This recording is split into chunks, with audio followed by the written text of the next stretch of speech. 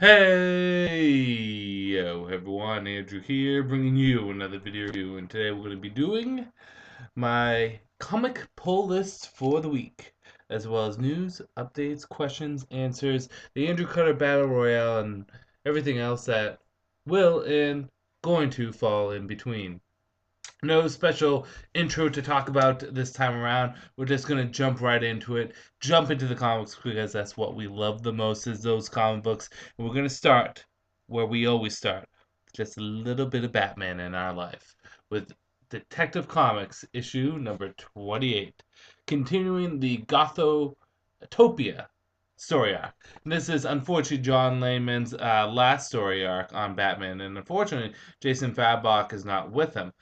Jason is, I believe, jumping ship over to Batman Eternal, the nice weekly series we're going to be getting. So, hey, it all works out in the end. Basically, in this, Batman is in Arkham Asylum because the effects from the previous issue, if you read issue number 27, Scarecrow's basically drugged everyone, and everyone thinks Gotham's awesome, or they're seeing what they want to see. Batman is able to kind of break the spell. He's able to shake this all off and realize that Gotham is not what everyone wants it to see. It's Gotham. It sucks. So he got locked away in Arkham Asylum, and basically he makes his daring escape. But unfortunately, all of Arkham Asylum is against him, and he gets help from only the most oddest and strangest of sources. Who's that one person that's going to help out Batman take down the Scarecrow? Just going to have to read and see. Good, bad, whether or not you should get it. Good. What I do like about this book is it does take elements from previous story arcs, whether it be John Layman's or someone else's. So I do like that. I think the overall pacing was very well done. It gets right into the action. And I do like Batman working kind of outside the box with some other people. The art in this is very nice, very stylized, and it leaves off on a nice cliffhanger. Bad, I feel as though the story is going a little too fast, for lack of a better term. For example, issue number 27, we got like a little snippet of this story where basically Batman's going around dressed up as such with his white suit and perfect Gotham and yada yada and all that stuff, and then he gets captured and now he makes the escape. And I feel as though next issue is going to be just kind of the end of it. I felt as though they could have milked a little bit more out of this issue. Not out of this issue, but out of the story arc. I felt they could have done a little bit better job of not feeling as though it's so quick. I'm enjoying this. Let's not make it feel so quick. I feel as though this is more of the second to last issue than the second issue. Besides that, this is overall a solid story. I'm going to give it a 4 out of 5. I do like its originality, and I do like the fact that Scarecrow has been getting quite a push in WWE. In I almost said WWE. Well, I mean, yeah, if he was a heel, he'd be getting a huge heel push in DC Comics. I don't know where that WWE came from. Oh, probably because I've been having that big WWE debate with one of my employees at work, which I posted up on my Facebook, which you should comment and say which team you would win. But that's most of you guys are probably saying, "What the hell is he talking about?" Go on Facebook, you'll figure it out. Batwing issue number 28. So Batwing, basically his sister has been abducted, her sister's boyfriend's been killed, and it's all being done by I want to say Batwing's Rogue Gallery. Batwing doesn't really have a Rogue Gallery, and what he does have is kind of weird. Basically, you know that big villain from the Zero-Year tie-in issue that was Batwing's friend, but then got all fucked up, and he became this Bane wannabe. Yeah, basically he's going around and causing trouble. Good, bad, whether or not you should get it. Good is I do like again Batwing on this. I like the feeling and the tension that's coming out of this. I like the family dynamic, and I do like him just going around and kicking ass and taking names.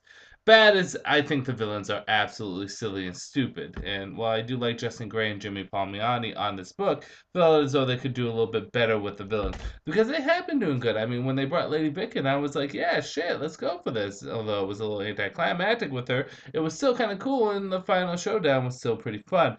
With this, I'm just not feeling the villains. But hey, that's neither here nor there. Um, but on that side, I'm also going to give this a 4 out of 5. Solid issue, just the villains are disappointing. However, the ending leaves off very nicely.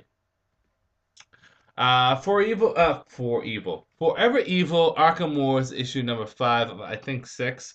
Yeah, Bane's going around with William Cobb and kicking ass and taking names on the Talons.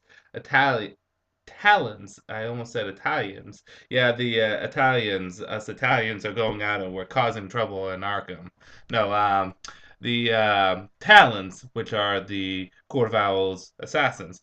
And they're doing a pretty good job, but Scarecrow has a little trick up his sleeve, as you can see from the cover. Who's going to come out on top? I don't know. Good, bad, whether or not you should get it. You know what? Screw it. I've been loving this title, but it hasn't quite hit what I felt is the sweet spot, for lack of a better term. This issue kind of felt like it hit that sweet spot. Great action, over the top fight scenes, just everyone going around, bashing heads and causing trouble. And the only complaint I could say is Bane is still kind of doesn't feel 100% like Bane, but on a whole, I have enjoyed this issue quite a lot, and I'm going to give it a 4.5 out of 5. Moving on to the next Batman story, which is a Batman one-shot, Batman Joker's Daughter. It's a $4.99 one shot with God knows how many pages in it. But basically, this is the gist of what DC Comics has been trying to do with Joker's Daughter. Now, let me comment on Joker's Daughter for a bit. She really made her first appearance at Catwoman and has been utilized in there. And as we all know, Catwoman's comic is not really that good right now. And Ascenti has kind of just flown that plane right into the ground. And the passengers on it were Catwoman and the Joker's Daughter.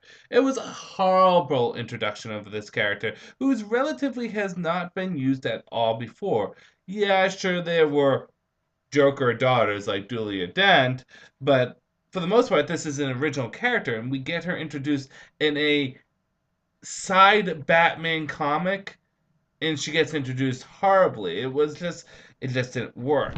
I think this is DC Comics' chance of saying, hey, we fucked up. Let's start over a little bit fresh. While still keeping the relative themes of her origin story that was done in the Villain Month, and also that we get to see a little bit the Catwoman stuff, we get to see really what makes this woman tick. And boy, is it a fucking breath of fresh air. Because this comic almost makes up for all the shit that, Joker's Daughter was beforehand. Joker's Daughter, after this comic, I felt as though was a more fleshed out and a more terrifyingly good character.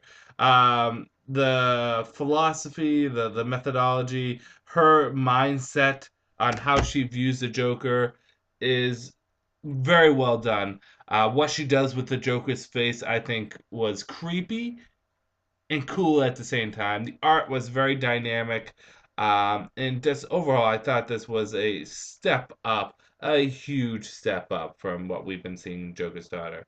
Now, although this is technically really should be more of a 3.5 out of 5 book, I'm going to give this a 5 out of 5. Why, Andrew? Why are you giving this a 5 out of 5? You just said it was a 3.5 out of 5. Tell you why. Because Joker's Daughter was in such a shitter. Such a shitter. The fact that this comic has actually done her justice and given her kind of a place. I am elevating it because it has taken a character out of the crapper, blow dried it off, got all that crap off. I don't know why we're using blow dryer, and just basically put some Axe deodorant on it, and the thing smells good. It looks good. It feels better. This was definitely a good comic, and I recommend picking it up for two reasons. One is if you haven't read anything about the Joker's Daughter, it's a good place to start. Number two is if you've read anything about the Joker's Daughter, it's a good place to get that palate cleanse. Batman Black and White issue number 6. So it's Batman Black and White. This was a solid issue. I'll give it a 3.5 out of 5. It had more good stories than bad stories. I particularly like the Cliff Chang story that he drew. I have to actually look at the art. But my favorite story, without a doubt, was the first story that dealt with Robin. So 3.5 out of 5. I think it kind of fell apart towards the end, but the art is dynamic and awesome, so can't complain. Captain America, issue number 18, I think? No, 16. Which I do want to comment a little bit about how Marvel is approaching its point one kind of comics. I don't really care for the idea of the issue 6.1 or 12.1. But what I can say Marvel is doing is how they're presenting it now is a very nice way. Similar to the, what's that Hellboy's comic? BRPD, or I'm probably butchering it. I only know this through talking with comic fans. Is that they're keeping the original numbering down here. That you can tell this is issue number 16, but they have a big fucking one right there, just fat in your face. And if you've never read the comic before, if you're new to the series, you're like, oh shit, number one, this is a good place to go on to. Oh yeah, I'm sure I'm a little bit lost, but sales wise, it's a good idea. It's a good idea. So I do think this is a good idea that they're putting the big motherfucking fat one right on there because this makes it stand out. So my camera died, and with my camera dying, I lost pretty much 20 minutes of me spewing about comic book stuff. That said, I'm going to try to do this quickly and get back into things. That means the battle royale was lost this week too. But let's get into it. I believe where my video got cut off was with Captain America #1, and promoting the comics with the issue #1 similar to up here is a good idea. Fortunately, the comic in here wasn't that great. It was like a 3 out of 5 comic. Doesn't really tell us anything new we need to know about Jet Black. Well, it does give her, a good voice, good writing, good dialogue. It doesn't really do anything new for the character that we don't already know. I hate how weak it is in this world. I loved my father. Why did I kill him? Captain America, you suck, but you kind of sexy. Well, she doesn't say that, but yeah. Although it's a good marketing ploy to put the #1 issue right here to get people in there, be like, oh shit, #1. Bad move because the comic really wasn't good, especially for people that are coming in and be like, hey, I just fucking saw Captain America, and I just saw the Captain America movie and the Avengers. I want to go pick up Captain America. Captain America did not show up once in this issue. 3 out of 5. So I'm going to kind of speed run this. You ready? Sorry, I hate to do this, but I just lost 20 minutes of my life, and I have to go to the gym. Green Lantern issue number 28 and Red Lantern issue number 28 both get 5 out of 5. This is basically a story arc starting off with Supergirl becoming a Red Lantern. This is a fun story. I think Hal Jordan and Guy Gardner both are portrayed well. Some good, funny moments in this, and just on a whole, is pretty badass issues. Pick it up. It's a flip issue, so half of it's Green Lantern, half of it's Red Lantern. Pretty nice. Moving on, Wolverine issue number 1. Oh, so that's a 555. Wolverine issue number 1. Now this is actually in issue number 1. Why they're starting over this series, I don't know. They should have just done what they did with Captain America because it's basically continuing the story from the previous series. In saying that, this was actually a pretty decent issue. Wolverine is without his healing factor, although I don't know if he lost his other powers like sense and hearing and sight and super speed and strength, but he lost his ability to heal. He's made a deal with a guy called Offer, who basically makes him an offer, and Wolverine does some questionable stuff. There's some side stuff on the story that is also pretty good, and it leaves you off on a cliffhanger. Does everything a first issue really should do, and it's something I actually recommend picking up. 5 out of 5. Moving on to Phantom Stranger, issue number 16. Talk about a series that's just fucking awesome. If you read your traditional Superman, Batman, Spider-Man, Avengers kind of comics, that's great, good. But if you want to try something really different, pick up the whole entire Phantom Stranger series. It is just intense and awesome. This issue is a continuation of the Forever Evil Blight story. We get to learn a lot more about the Nightmare Nurse, who is an interesting character who I thought was going to start off kind of weird, but actually turned out to be pretty cool. Nightmare Nurse is enjoyable in this. We get to learn a little bit more about what's going on with the Justice League Dark. In addition to that, I felt as though this issue also utilized Deadman pretty well because he's in Sea King's body. It actually pays off in this issue. This is also 5 out of 5. Swamp Thing, issue number 28. Fun issue. You get the backstory of this chick right here. And, yeah, it's just fun. It just is fun. Etrigan's used a little bit in this, so it's good to see Etrigan back in a way. And we get to continue the fact that basically Swamp Thing shanked over the Parliament of the Green. Good issue. Now, I went on like a 10-minute rant about Action Comics, but not a negative rant, a positive rant. I felt as though Superman's kind of been a hard character to write in the New 52 because out of all the superheroes, he's the one that's really actually changed. You look at Batman, Wonder Woman, Green Lantern, Flash, Aquaman, their worlds may have changed, but they are the same. Batman may have had his world change on him, but he's still Batman. He's still written the same as he was before the New 52. Same with Aquaman, same with Flash, same with Green Lantern. Aquaman may be more, Wonder Woman may be a little bit more of a warrior, but she's still pretty much written the same. Her world is vastly different, but the character, is pretty much the same. Superman, they're trying to make into kind of more of a badass anti-hero. And while I feel as though they've been trying really hard to do so, I feel as though at the same time, writers have been doing too much to really make bombastic Superman stories and not focus on the character. For example, they'll jump on the Superman title and they want to make their mark by telling this over the top story, and they do, and the story is fun and it's good. But Superman as a character isn't really utilized well. We don't really know. He's either written as he was before the New 52 or just as this complete dick. And Superman's a character that's kind of hard to balance right now because you want to make him more stern and a little bit more badass, but at the same time, he still needs to be kind of a Boy Scout. Greg Pax has done a good job of that here. I felt as though there's a good balance between the two different Superman personalities. And I felt as though not only that, but this is a great character analysis of both Superman and Lana Lang, who is a character that is granted different, but still meshes so well with Superman in this. Um, this isn't an over the top story. This is Superman basically fighting mole people, but it's a great interpretation and a great example of how Superman should be written in New 52. Plus, the art is great. This might be my first introduction to Andrewcutter art, but it's really good. And the comic cover is fucking awesome. 5 out of 5. Outsider War for Green Arrow, issue number 28. What I do like is not only is this issue fantastic, but Jeff Lemire is continuing to bring over a lot of elements from the TV show and incorporating them well.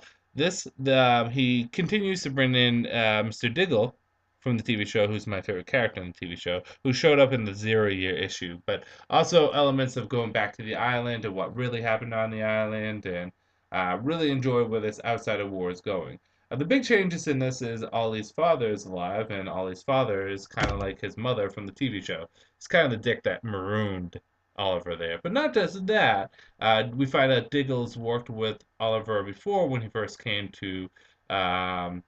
back to civilization along with Roy Harper. Great issue. Pick it up. 5 out of 5. Earth 2, issue number 20. Aquaman is badass. We get to learn the true identity of Red Arrow. And this is a nice Lois Lane issue that kind of deals with her talking to the new Kryptonian named Val. This gets a 3 out of 5. It's a little slow, and there's parts where Superman is blowing up a lot of the Earth's like totems and relics and religious items and filler, but for the most part, it's pretty damn good. And finally, For Every Evil, issue number 5 of 7. This is it's a fun story arc. The pacing is so well here. You know, you kept on the edge of your seat trying to figure out exactly what's going on. You really want to know who screwed up Earth 2 or Earth 3. Is it the Anti-Monitor? Is it Darkseid? Is it something new? Who knows? Spoiler, Deathstroke joins the team of Luthor along with Batman and Catwoman. There is a death in this comic, too. Someone does die. And there's no short death. Someone gets their ass handed to them. There's a very nice moment. This is, I guess, the only other spoiler. So when all is said and done, Batman basically tells everyone to go screw off, and that if we're gonna work together, if we're gonna work together, I'm in charge. And then everyone's standing there, flying over Batman, looking at him, and Catwoman kind of goes, psst, Batman, I think they're in charge. But on a whole, fantastic issue. Enjoying the story arc. As for my picks of the week, kind of tough, but I think I have them all set. Yeah, you're gonna go out. You're gonna go out. Number 3 goes to Joker's Daughter, issue number 1. Not because it was particularly amazing, but because it took the character out of the crapper, cleaned it off, and making it more of an appealing character. Yeah, it's probably really a 3.5 out of 5 issue, but because it does such a good job at saving the character, I'm giving it that 5 out of 5. Forever Evil, like I said, I'm just hooked with this story arc. I hope they don't kill Nightwing. That will piss me off because that's a lot of rumors going on. I think he'll just go blonde like he did in that Thanksgiving Day poster. But um, it's just so fun. And the fact that Deathstroke joined the team was even better.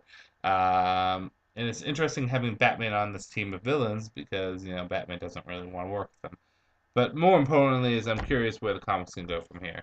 But my number one pick goes to Action Comics issue number 28. Like I said, the great thing about this issue is it does a good job at handling Superman. It also handles Lana very well, how they interact with each other, the inner dialogue, and the whole is just Superman fighting mole people. Well, not really, but it's a fun story, and the art is great. And this is really, if you want to jump on to Superman, jump on with Greg Pak. He has been doing a great job. And saying that, I'm going to skip the battle royale for the week. I'm going to do Captain Cold versus Victor Freeze. That's going to be what the next week's thing is. But like I said, short on time, and I still have the question and answers to go through. Overall news. One is we have Jeff Johns stepping on as writer of Superman, which should be good because, like I said, it's hard to get a good voice of Superman in New 52, but I think Jeff Johns can do it, seeing that he was kind of the architect for the New 52. Um, Two is, I guess Disney is manipulating the Star Wars continuity. So now certain things may not be in continuity. The prequels may not count anymore. A lot of the extended universe stuff may not, but some of the stuff may still. And I think they're saying that the Thrawn trilogy, along with the Thrawn duology that came afterwards, are going to still be in continuity, which are my favorite Star Wars stories after Return of the Jedi. But in addition to that, if they remove a lot of the stuff, that means, hey, maybe retroactively Mara Jade might be alive again. So I'm interested to see where we go with that. What else? Nintendo has been taking some hits with their console. What exactly is going to go on with that? I'm going to do what I am thinking, and I'm going to do that this week, hopefully on Tuesday. Hopefully. And yeah, anything else? I felt like this should be more news, but I can believe that. I'm playing Bravely Default right now. I'm still trying to finish up my Pokedex and Pokemon, but I was so tempted to play that game. And I'm not big into JRPGs, but that game is actually pretty darn sweet and pretty darn enjoyable. So Bravely Default is definitely a game that I recommend picking it up. It just came out Friday, so yeah, and Justice League War, watched that movie, and boy, was it fun. My wife and I watched it, and it was just awesome. I'm gonna try to go see the Lego movie maybe tonight or some other time, but I want to see that too. But yeah, hey, let's jump on to questions and answers. Start things off. Evil Mastermind, what are your top favorite or top five starter Pokemon? Number one, Charmander. Number two, Mudkip. Number three, Bulbasaur. Number four, Squirtle. Number five would have to go to Torchic. There we go. Go with that. Eric Simmons, have you ever think about uploading videos in higher quality? What camera do you use? I use my webcam, which I don't even know the statistics on it. Yeah, of course I thought about using higher quality, but I mean, time, money, and just effort is tough. I mean, I might be getting a new computer, so maybe a better webcam will come with that. We have two Christian suggested two battle royales: Boba Fett versus Judge Dredd and Stormtrooper versus Clone Trooper, both of which I will take into great consideration. Um, and Eric Simmons also says, by the way, Andrew, great video. What are your three must-have action figures? Uh, New 52 Batman, um, Figma Link figure, and lastly, the 2010 Red Mighty Morphin Power Ranger figure. Yeah, that shit.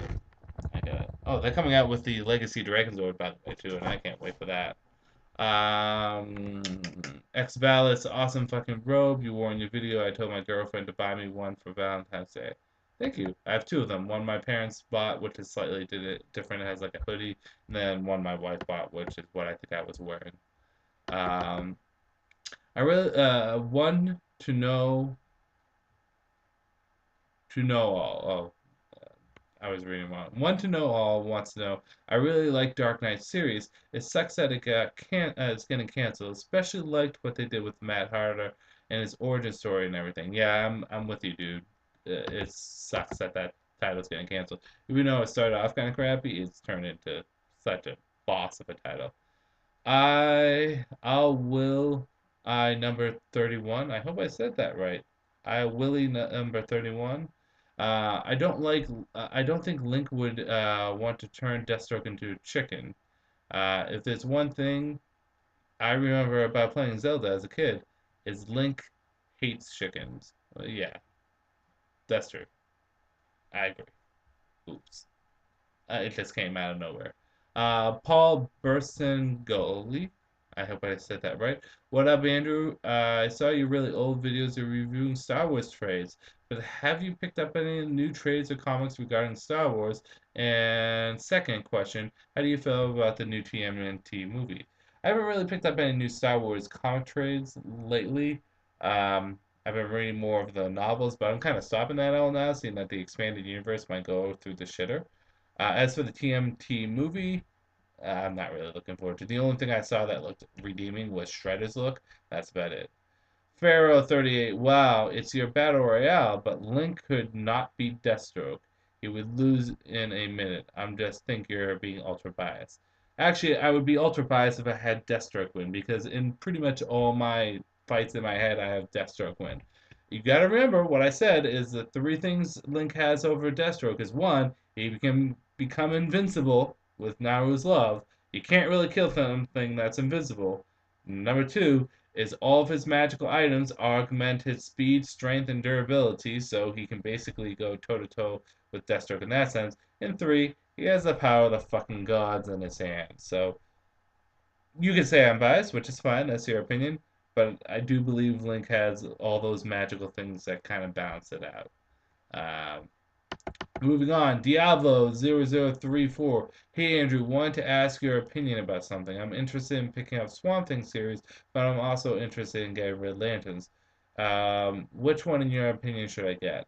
On a whole, Swamp Thing's a better series. It starts off strong and it continues going strong. However, recently, Red Lanterns has been a really good series. If I had to pick one, if you're going to get everything from the series, Swamp Thing. However, if you're looking to jump on with the more recent issues, Red Lanterns. But the problem with the Red Lanterns is you kind of have to get the rest of the Green Lantern books to enjoy it fully. So that's your prerogative. Again, on a whole, go with Swamp Thing. Recent stuff, Red Lanterns. I hope that helped out. Christian also asked, "Hey Andrew, I was wondering uh, what you do for a living, if you don't mind me asking. And do you still collect Star Wars figures? P.S. You pronounced my name wrong on the 2/1/14 Comic Load review. My first name is pronounced Kristen. Oh, sorry, and it's not it's like I'm horrible with pronunciations. Um, it's actually pronounced Christian, like the religion. Oh, I'm sorry, Christian. My apology. And my last name is pronounced Quinn. It's cool. Everybody at school gets my last name wrong. Okay, Christian Quinn. I apologize. As for what I do for a living, I will not say the company I work at because I don't like to mix work with this. But I am a manager at a company. How should you say that? Um, and I enjoy what I do.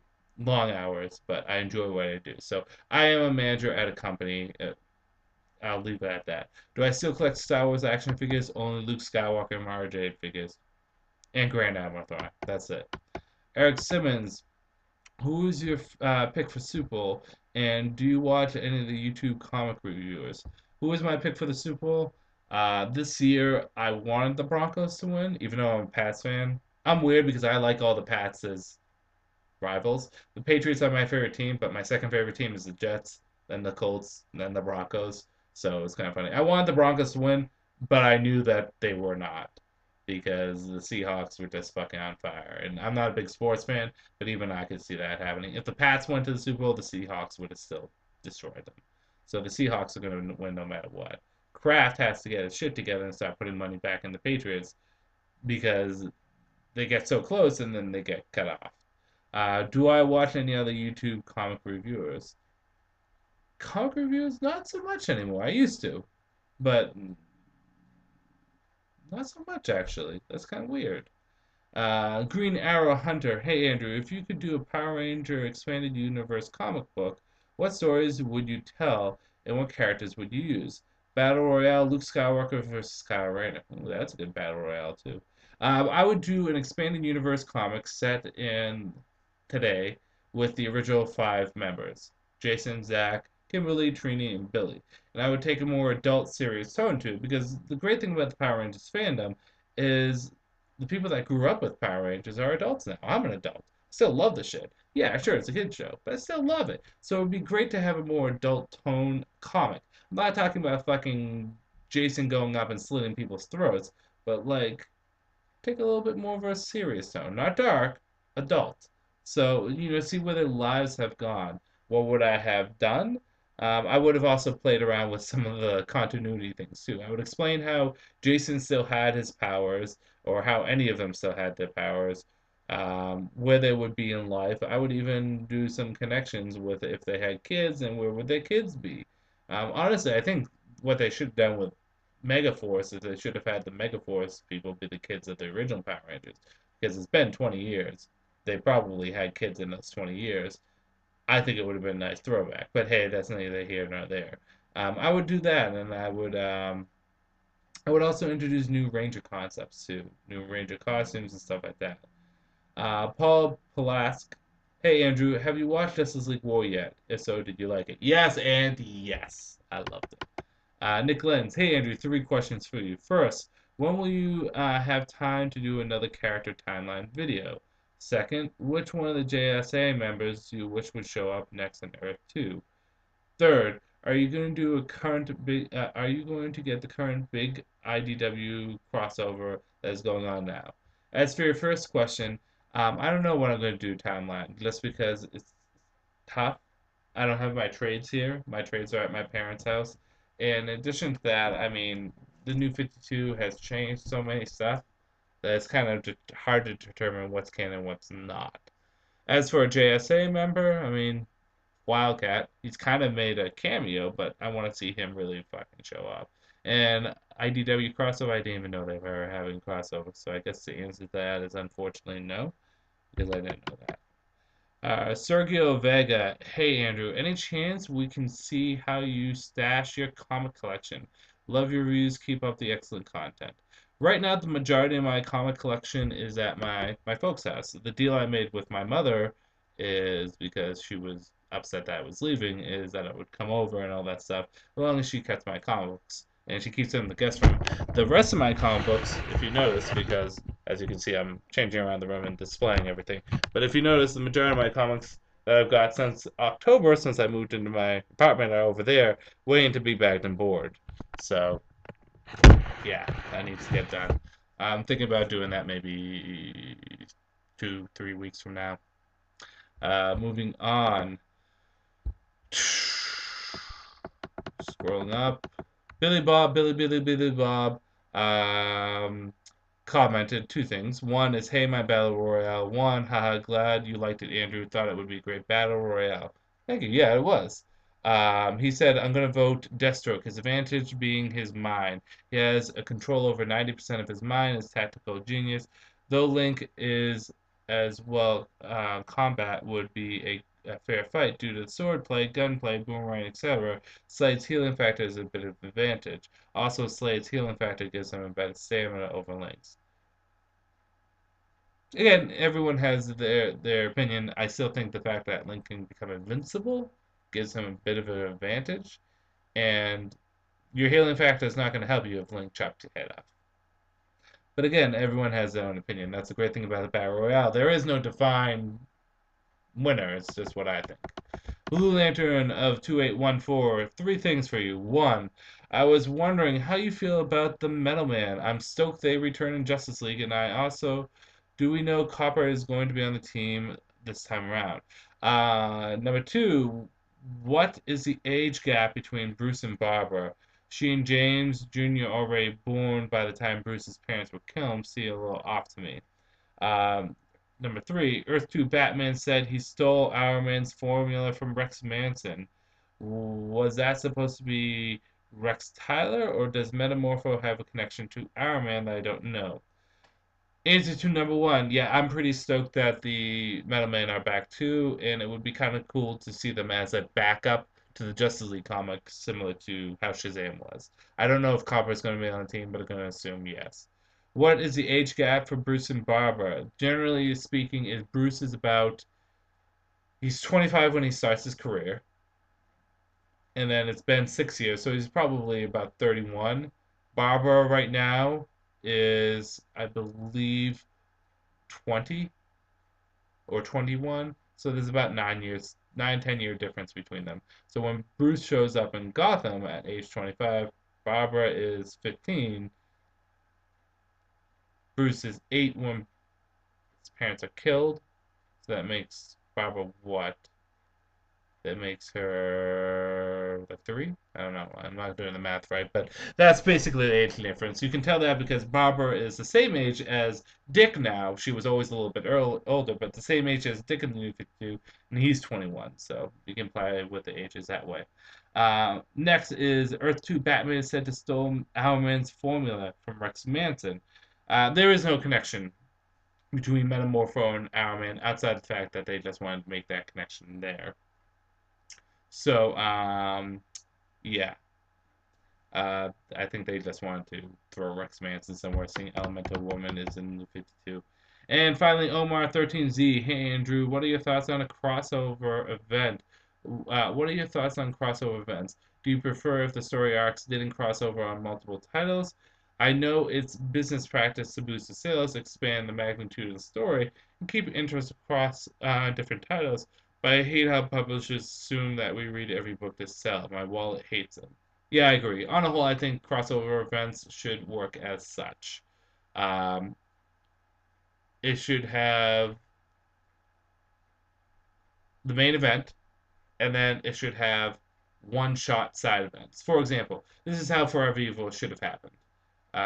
It should have had Forever Evil, and then Arkham War, Rogues Rebellion, and then I forget what in Argus. Have those 3, and then even do Forever Evil Blight, but not crossover in all the Justice League Dark titles. Because while I'm suggesting you guys to go pick up Flecking the Phantom Stranger, once you get to when Forever Evil comes up, you're going to be absolutely confused.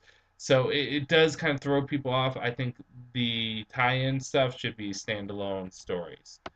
But yeah, that's basically how I feel.